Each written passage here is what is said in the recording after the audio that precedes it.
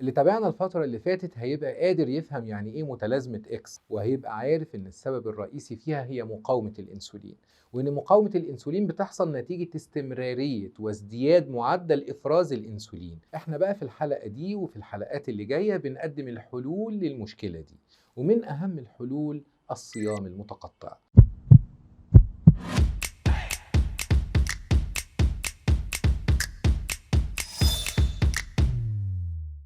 طيب إزاي الصيام المتقطع بيهزم مقاومة الأنسولين؟ ببساطة إنه بيدي فرصة للبنكرياس للراحة، وبيقلل مستوى الأنسولين في الدم لأدنى مستوى ممكن لفترات طويلة، وبالتالي بتزداد حساسية الأنسولين وتصبح الخلايا حساسة للأنسولين مرة تانية، وبالتالي يستعيد الأنسولين عمله من جديد.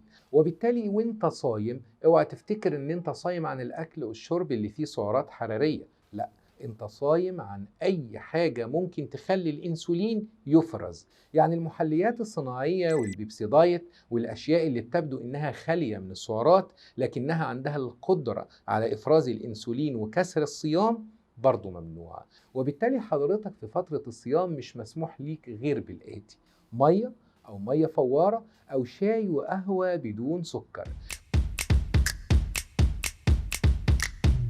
وانت بتبدأ خطوتك الأولى في عالم الصيام المتقطع عايزك تبقى عارف إنه مش نظام واحد، في نظام اسمه نظام 2-5. ده بيقسم أيام الأسبوع ليومين بيبقى فيهم وجباتك منخفضة السعرات جدا بتصل ل 650 سعر حراري في اليوم الواحد، وبقية أيام الأسبوع ريجيم عادي منخفض السعرات. وفي نظام صيام المتقطع داخل اليوم الواحد، وده اللي بيقسموا فيه اليوم إلى فترة صيام وفترة طعام، وبتختلف الأنظمة على حسب عدد ساعات الصيام. فيه اللي بيصوم 12 ساعة وبياكل 12 ساعة، وفيه اللي بيصوم 14 ساعة وبياكل خلال 10 ساعات، وفيه نظام ال 16-8، وده الأفضل من وجهة نظري. هنا أنت بتصوم 16 ساعة وبتاكل خلال 8 ساعات. طب ليه ده الأفضل من وجهة نظري؟ الطريقة دي بتحقق مستوى عالي من الحرق وفقدان جيد للوزن بدون إرهاق شديد للجسم. في نظام اسمه نظام الوجبة الواحدة أو الأوماد، وده أنت تقريبا بتاكل وجبة واحدة بس على مدى ممكن يكون طويل شوية، يعني ممكن يمتد لساعتين وبتصوم بقية اليوم، وده هنبقى نتكلم عنه تفصيليا بعد كده. طيب أنت عايز تبتدي صيام، في أول يومين ابتدي بصيام 10 ساعات بس.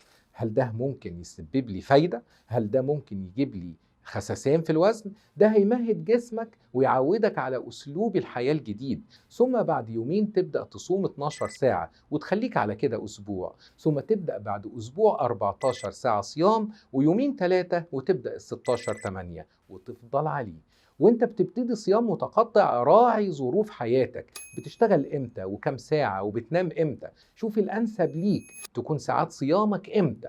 لو شغلك مجهد وفيه مجهود عضلي خلي فترة الصيام بعيدة عن وقت الشغل، ولو شغلك مكتبي وما فيهوش مجهود عضلي الانسب تكون ساعات الصيام في وقت الشغل علشان الوقت يعدي وما تحسش بالصيام.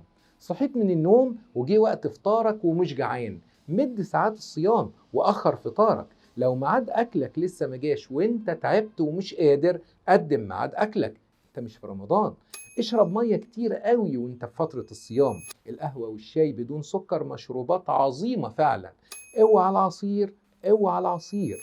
العصير سواء في فترة الصيام او في فترة الاكل ممنوع تماما. لو لسه مش بتمارس رياضة ما تبتديش رياضة من أول شهر، خد جسمك على الهادي، ما تبصش على الميزانة كل يوم، بص على مقاس الهدوم بتاعتك. يا سلام لو كنت عامل تحليل دهون وتحليل سكر قبل ما تبتدي صيام، بص عليهم بعد أسبوعين بس ستجد الفارق مذهل.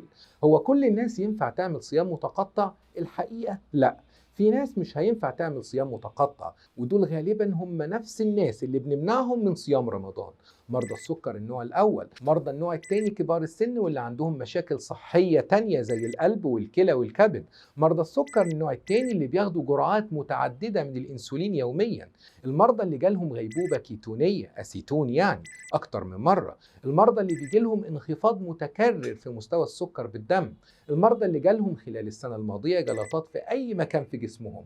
دول هم الأشخاص اللي ما ينفعش يصوموا، سواء صيام رمضان أو حتى صيام متقطع.